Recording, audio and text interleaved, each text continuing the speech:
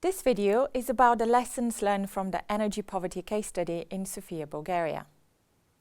First of all, energy use or non-use dictates decisions about urban gardening and making zemlina, from the point of seeding to the point of consumption.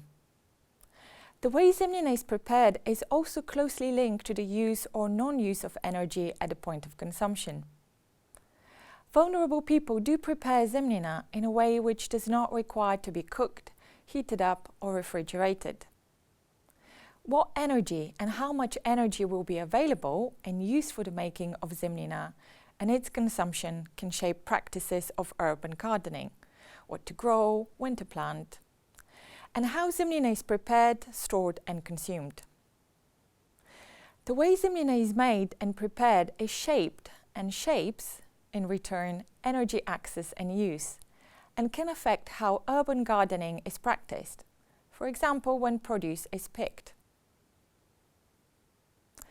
This interconnectedness and interdependence of food, water and energy in everyday practices can lead to nexus aggravations and have direct impact on affordability.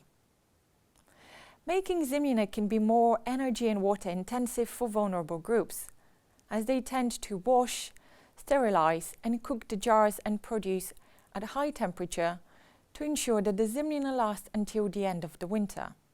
That's often more than 6 months. Thus, making zemlina to address food vulnerability could end up exacerbating energy poverty.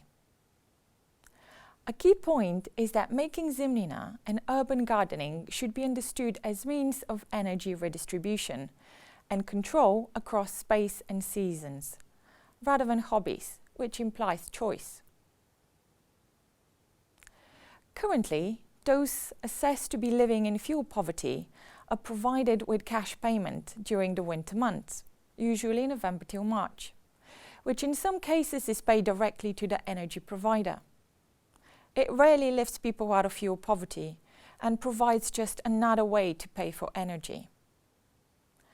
A nexus approach, which recognizes the interdependencies between the provisioning and consumption of water, food and energy through everyday practices like zemlina making and urban gardening, builds on existing ways for energy consumers, especially vulnerable ones, to practice energy and non-energy interventions for redistributing resources and to manage energy use throughout a year. This by its nature is an inclusive approach.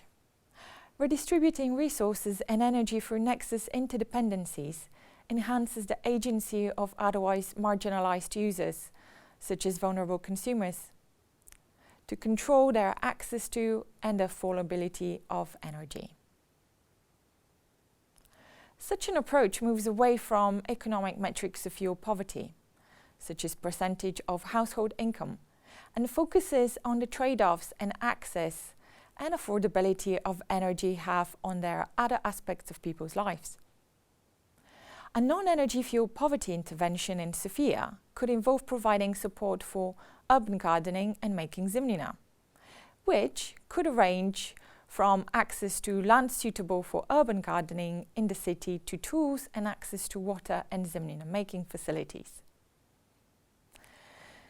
This would mean the fuel poverty support will take place only during the winter months, but for most of the year, as urban gardening can take place from March till November, and gardens in Sofia can produce vegetables such as broccoli and spinach even during the winter months.